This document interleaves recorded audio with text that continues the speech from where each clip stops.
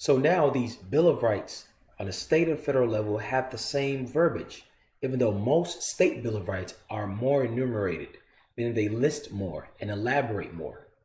But nonetheless, particularly to certain circumstances, the most popular one is the ability to be secured in your person's papers in effect. And there must be a probable cause. This comes in form of when people are physically apprehended, your persons, your physical persons, or your properties, as it mentions, your properties, or your papers, as it mentions, your documents that are filed, or your persons in form of sovereign immunity. The 11th Amendment to the Federal Constitution is what afforded the actors, governmental actors of the United States, their origin of sovereign immunity. But a lot of people do not know that their own sovereign immunity, where people say I'm a sovereign, this and that, they don't know that it's affirmed within the state and federal constitution.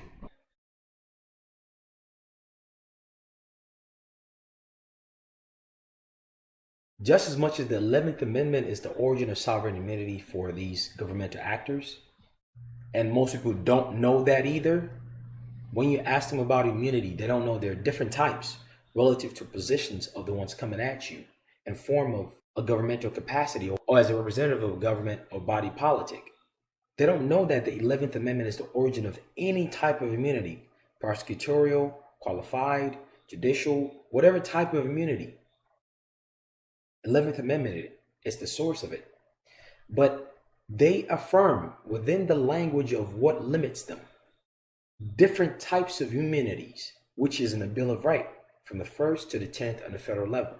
But when it comes to your ability to be physically left alone and your ability to handle your affairs independent of any type of United States representatives or its derivatives, call the United States of America or not, when it comes to that security, that particular sovereign immunity is in the 4th Amendment. Most people don't really know these details. These same people that say they're sovereign are the ones that will tell you not to use the Constitution. The question here is, if the federal Constitution has the exact verbiage as majority of the state constitutions, do they hold the same power?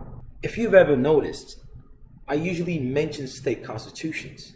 If you've ever noticed, I usually use state constitutions in my suits, whereby I would assert 4th Amendment as one count of violation. And they're asserting here that the state constitution has a greater privacy protection.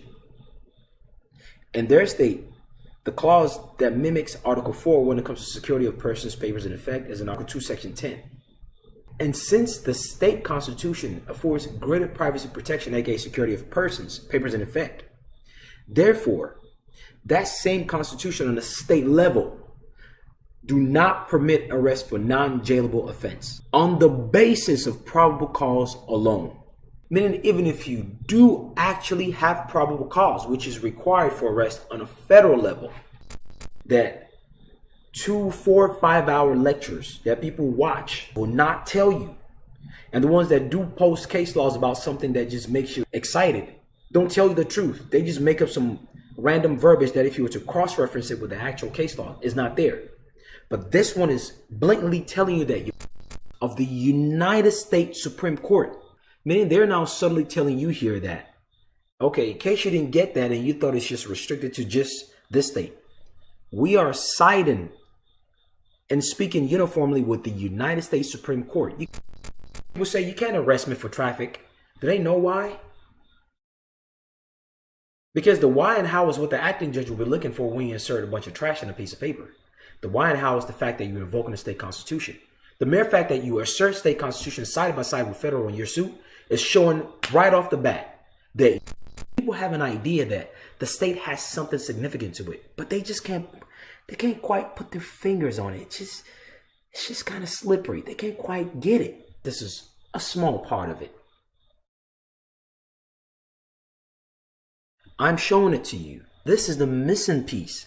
And many things people say when it comes to state sovereignty, saying that you can arrest me for a non-jailable offense. This is it right here.